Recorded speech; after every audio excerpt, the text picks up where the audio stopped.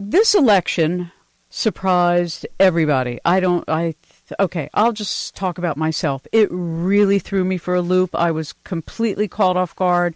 I looked at the aspects. I even thought to myself, well, that doesn't look like a real happy time for women the day after the election. And then it sorted itself out 2 days later. But when you looked at the nation's chart and Donald Trump's chart and Hillary Clinton's chart, what did it look like?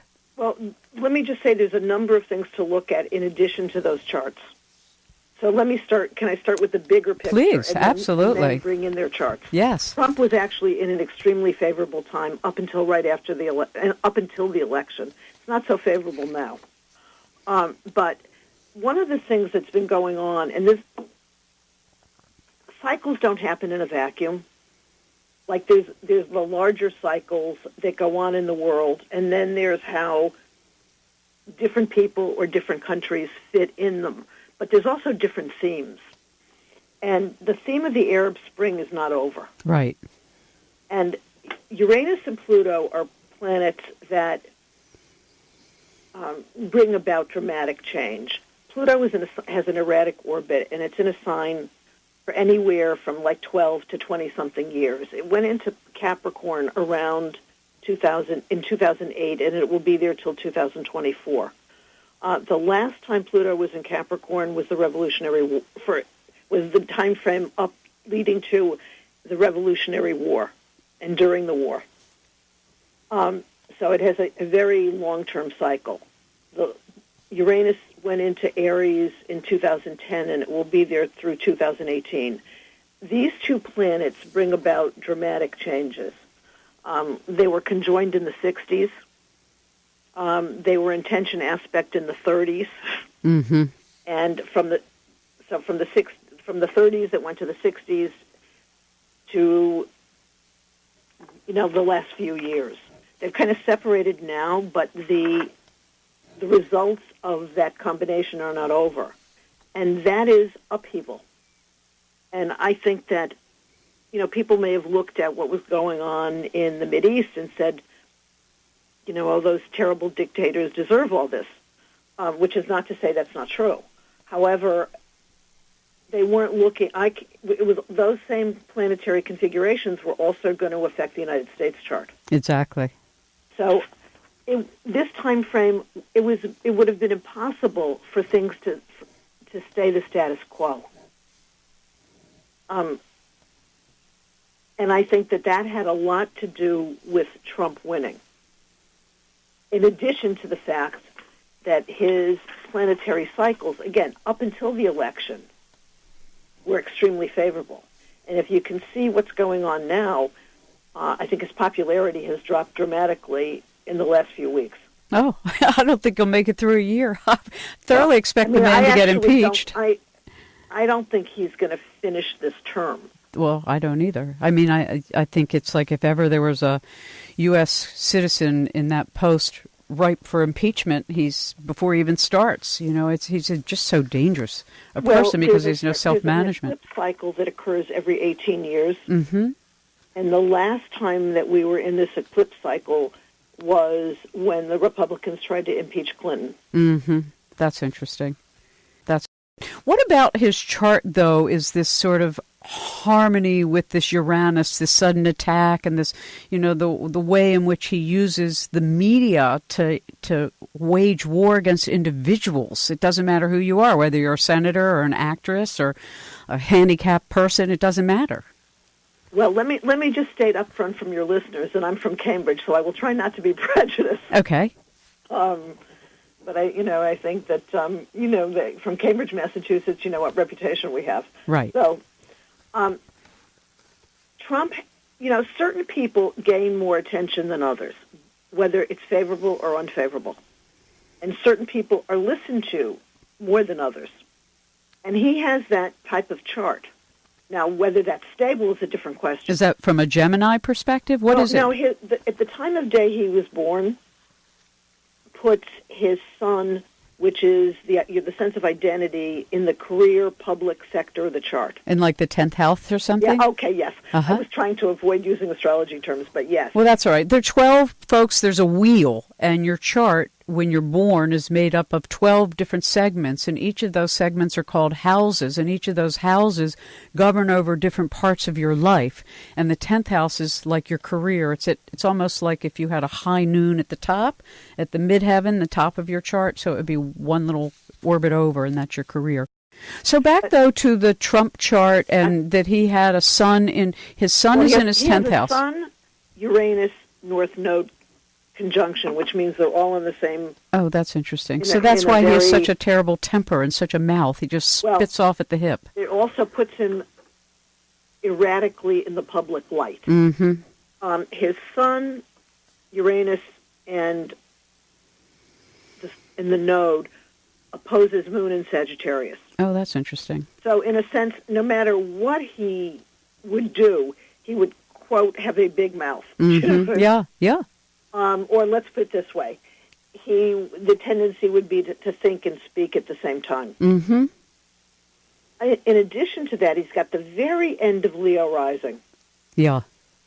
And Mars, which is the planet of drive and energy, but also the planet of anger, temper, and war, is very close to his ascendant. Fascinating. Is how he projects himself. Mm-hmm. So he would have a combative personality. And the more disturbing thing to me about this is when you relocate his chart to Washington, D.C., that Mars moves to be exactly conjunct the ascendant. Fascinating. So I'm afraid he's going to be, for his term, he will be very warlike. Mm-hmm. You know, whether that is war on other countries or whether that's war against what he might call his perceived enemies. Mm-hmm. Or against the Congress, or against anybody that doesn't agree with him.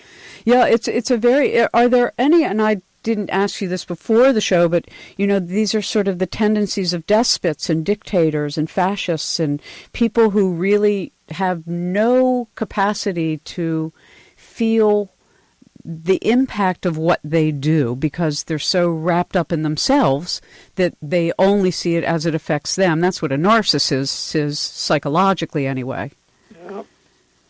Well, also he's got Mercury is in his chart also ties in with the U.S. chart, though. And how does that happen? Well, when you compare two charts, like so his, and let me say this in what could be a disturbing way. The United States has a Mars-Neptune square, which is which can be, you know, that part of that could be confused action or whenever that Mars-Neptune square has been kind of triggered off, there's either been downturns in the stock market or something happens in a warlike fashion. Mm-hmm. His chart... It's like the fog of war. Yeah, his chart triggers that planetary combination, and the Mars in his inauguration chart also triggers it. Mm-hmm. So, you know, who knows what he'll do? Yeah, and who knows how the world's going to respond outside our borders. You know, it's not just about all of us going, this is unbelievable. Is this really happening? Has the shadow really stepped into office? Well, the interesting thing is right now he seems to be very cozy with Russia. Mm-hmm. But when you project a president's chart onto a map, right, there are certain areas in the world where certain, like, planets become highlighted. And his Mars, which can be a war indicator, goes through the Balkans. Wow. So I wonder how cozy he will end up staying with Russia over a period of time, assuming that he stays in office long enough for this to happen. Because I would be surprised. You know, you never know for certain, but I would say I would be surprised if he finished his term. Yeah, well, yeah, right, exactly. I don't think anybody on any side of the aisle thinks this man's going to make it through a year, let alone a term. I think everybody is a little shocked about really what do you do in a situation like this where the leader of your nation is at best a petulant 14-year-old in their behavior. I'm not saying he's not intelligent, not saying he hasn't built a big business, but as, you know, as our commander-in-chief and as our president, it's frightening for people. there are certain planetary combinations that tend to be challenging. So I don't think we're going to have a 2008 this year, but I do think that we kind of have to be ready for a downturn around September. And I should say that Trump's chart, whether this is related or not, is very challenged in the month of August.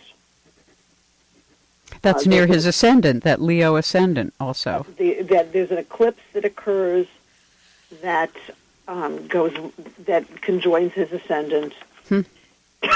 Excuse me. And in addition to that, Saturn, which we haven't talked about yet, which is the planet of sort of discipline, duty, responsibility, do everything you should or you're in trouble. Right.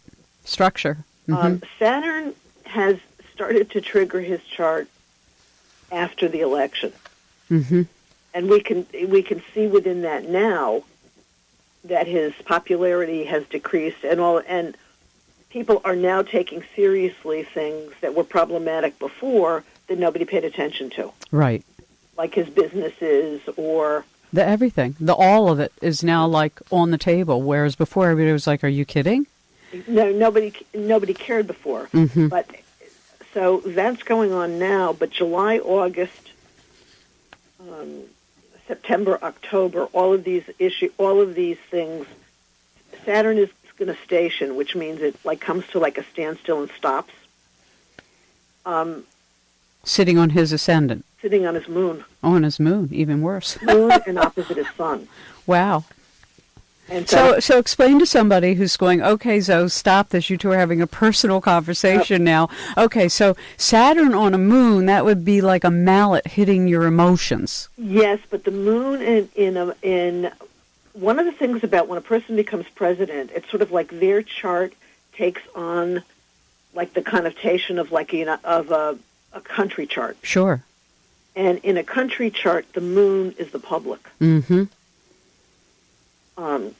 So the opposition to his sun and the conjunction to his moon, it's sort of like it's time to pay the piper. Yeah. Saturn is the planet of you get what you earn one way or the other. Mm-hmm. So under Saturn's cycles, you could have a very favorable time, but not without hard work or responsibility. But if you haven't been doing, quote, what you should, that's when the problems show up.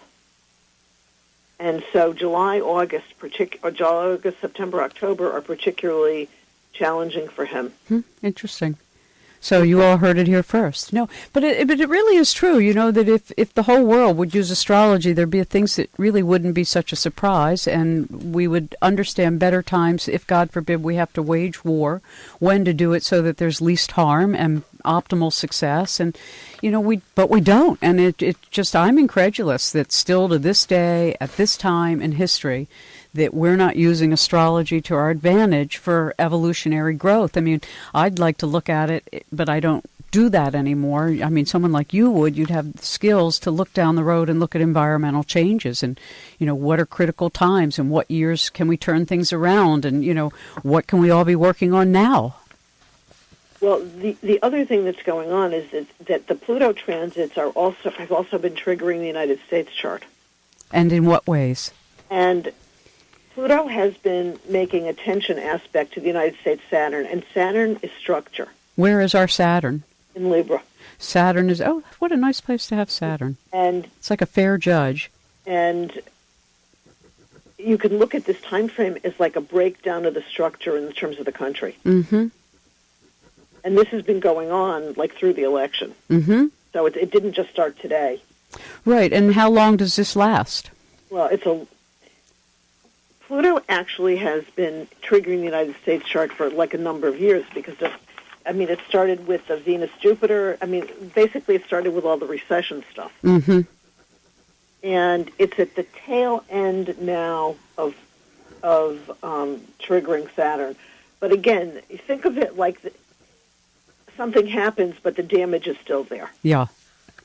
And so we're still in the damage phase, mm-hmm. to say the least. Mm-hmm. And it's moving away now, but we're not done with it. And where is the United States Venus? The United States actually has a wealthy chart. Mm-hmm. We have the Venus and Jupiter are considered, like the good planets, like they're considered like the great benefics. Right.